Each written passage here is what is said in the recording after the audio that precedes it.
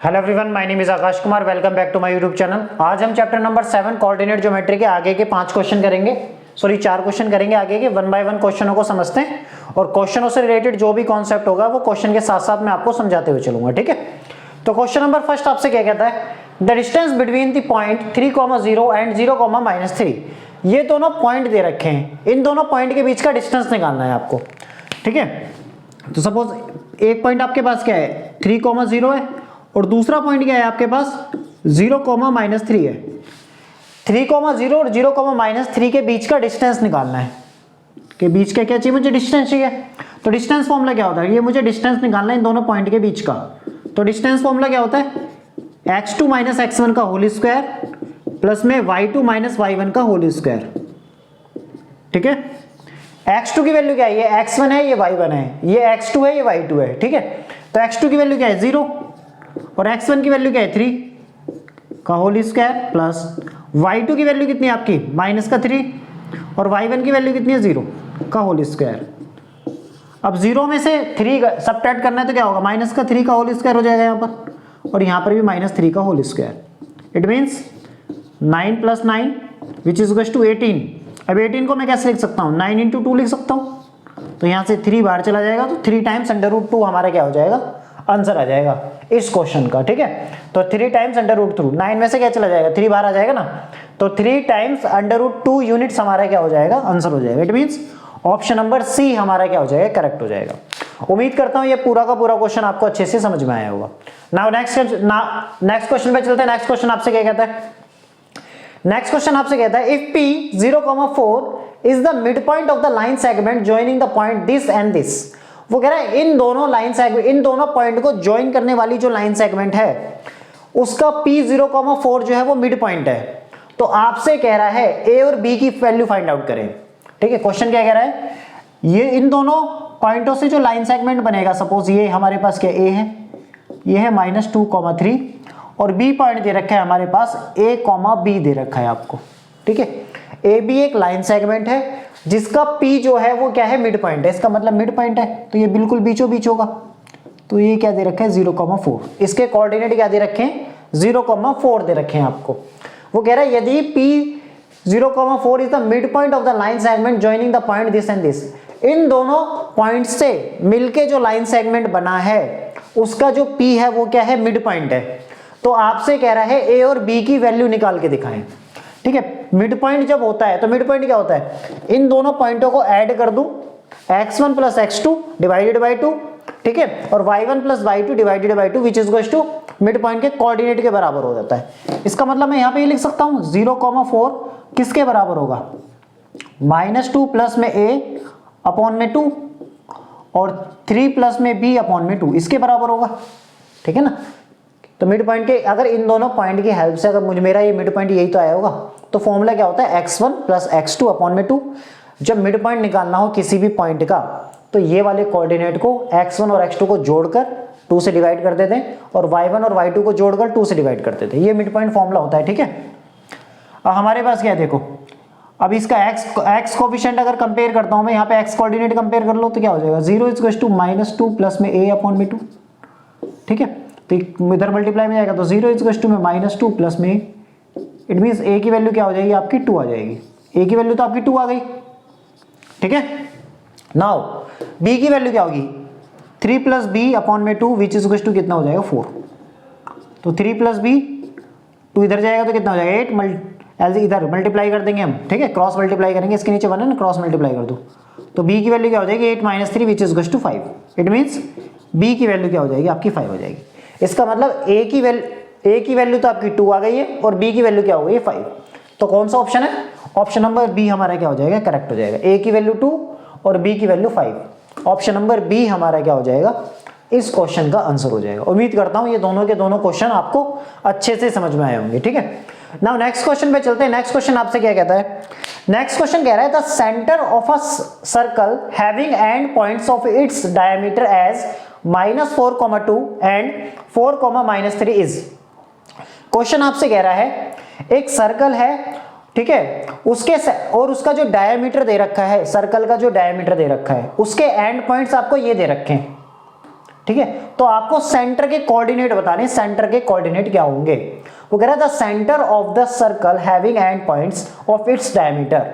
एक सर्कल है, उसके डायमीटर का एंड पॉइंट क्या दे रखा है आपको, दिस एंड दिस दे रखे हैं। इसका मतलब -4,2 और 4,-3। तो वो आपसे पूछ रहा है सेंटर के कोऑर्डिनेट बताओ क्या होते हैं। ठीक है, अब देखो यहां पर सेंटर के कोऑर्डिनेट आपको बताने,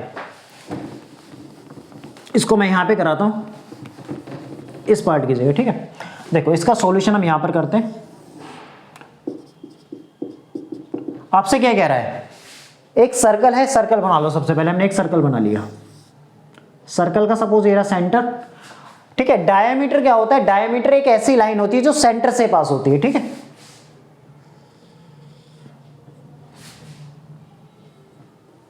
ठीक है, डायमीटर क्या होता है, एक ऐसी लाइन होती है जो सेंटर से पास होती है। सपोज ये सर्कल का सेंटर हो गया, ये हो गया सपोज डायमीटर, और ये हो गया सेंटर। ठीक, अब सेंटर से सर्कल की सरकमफ्रेंस को कहीं भी टच कर दो वो रेडियस बन जाती है।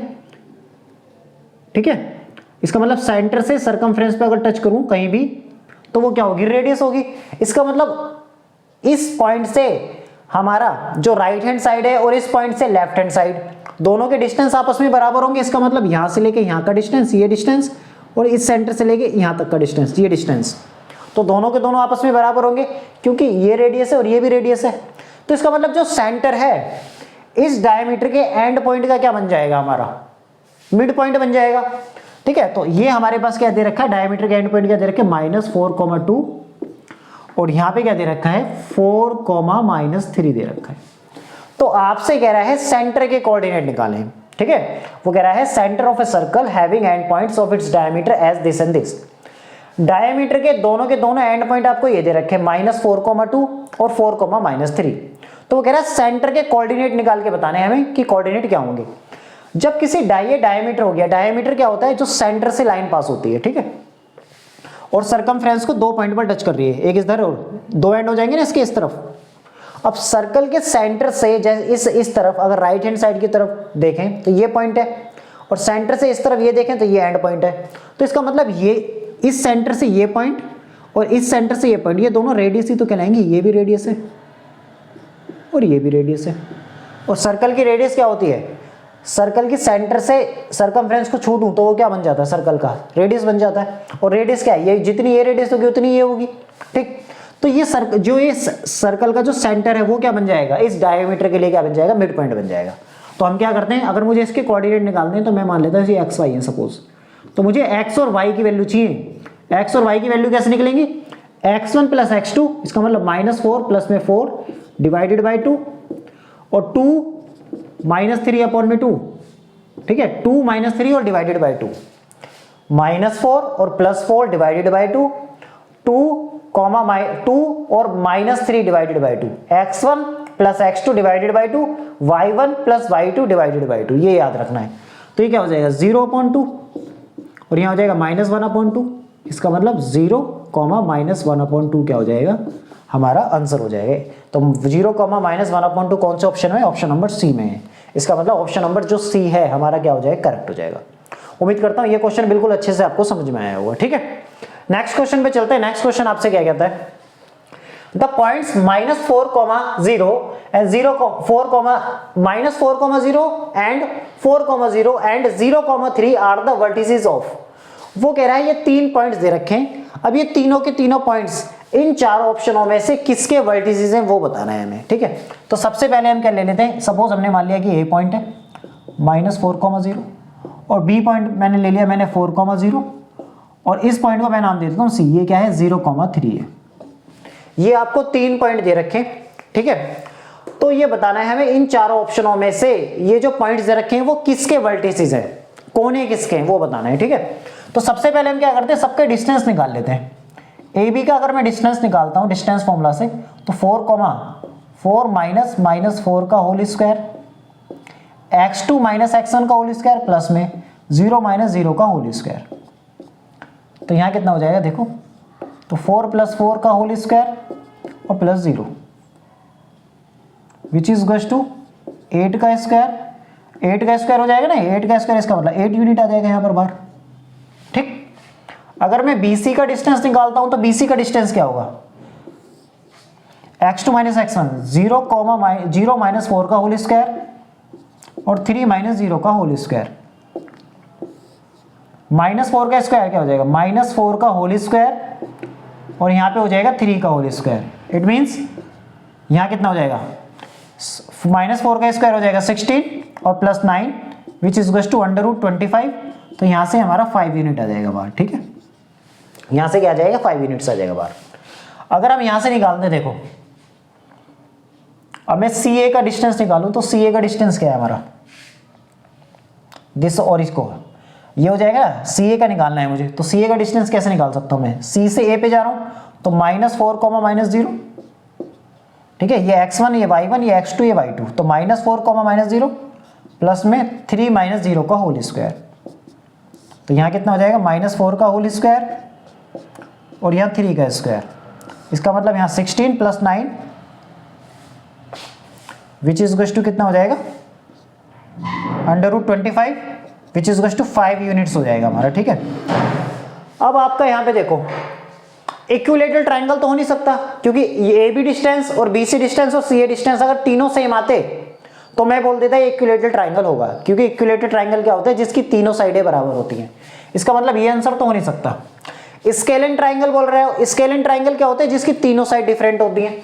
तो यहाँ तो तीनों साइड तो डिफरेंट नहीं है, कोई 2 साइड बराबर है, इसका मतलब ये भी नहीं हो सकता। ठीक है, अब यहाँ पे क्या है, या तो राइट एंगल ट्राइंगल होगा आंसर या आइसोसेलेस ट्राइंगल होगा। ठीक है, अब इसमें से अगर हम पाइथागोरस थ्योरम लगाते भी हैं इसमें कि नहीं, 2 साइड का अगर मैं स्क्वायर कर दूं तो वो तीसरी साइड के बराबर कभी आएगा नहीं। ठीक है, किसी भी 2 साइड का स्क्वायर करके अगर तीसरे साइड के स्क्वायर के बराबर आ जाता है तो वो राइट एंगल ट्राइंगल बन जाता।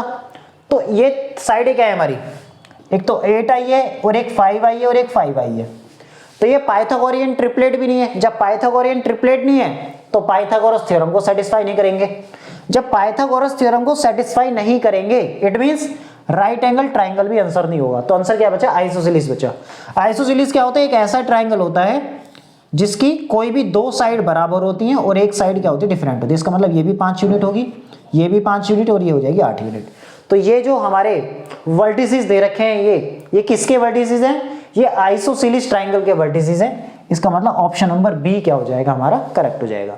ठीक है, सबसे पहले हमें करना क्या है, क्वेश्चन ने आपसे क्या बोला था, क्वेश्चन बोल रहा है कि ये जो 3 पॉइंट दे रखे हैं, 3 कोऑर्डिनेट जो दे रखे हैं आपको, ये इन चारों ऑप्शनों में से किसके वर्टिसेस हैं उसका वो बताना है आपको। ठीक है, तो जैसे ही हमने यहाँ पर इनके सबसे डिस्टेंस निकाल लिया, इसका इसके साथ डिस्टेंस, इसका इसके साथ डिस्टेंस और इसका इसके साथ डिस्टेंस, सबके डिस्टेंस निकाले। ठीक है, तो 4 -4 करेंगे तो क्या हो जाएगा, 4 + 4 कितना हो जाएगा, माइनस से माइनस के मल्टीप्लाई, तो 8 का स्क्वायर हो जाएगा। यहाँ पर 8 का स्क्वायर 8 यूनिट बाहर आ जाएगा। ठीक है, अब यहाँ पे -4 का स्क्वायर, यहाँ पे नहीं तो मैं 64 भी कर सकता था, 64 के बाद दोबारा निकालो बाहर, 8 ही आएगा बाहर। ठीक है, -4 का स्क्वायर जब किसके साथ लेंगे, अब इसका और इसके साथ, 0, -4 और 3 - 0 का होल स्क्वायर, तो यहाँ पे क्या आता है √25 और which is equals to 5 units आ जाएगा। डिस्टेंस CA लिया मैंने, C से A का, तो ये क्या हो जाएगा, x1 y1 और ये x2 y2, तो ये लूंगा -4, 0 और 0, -3। ठीक है, -4, 0 और 0, -3 लूंगा तो ये आ जाएगा मेरे पास। ठीक है, तो यहाँ से क्या हो जाएगा, √25 आया तो ये 5 यूनिट आ गया।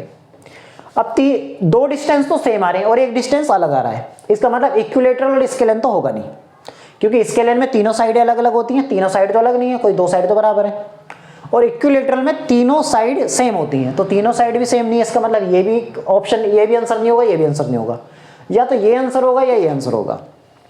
अब 8, 5, 5, अब इनमें से अगर इंडिविजुअल का अगर मैं स्क्वायर भी करता हूं तो उनका अगर किन्हीं 2 का सम करूं तो वो तीसरी के बराबर नहीं आएगा।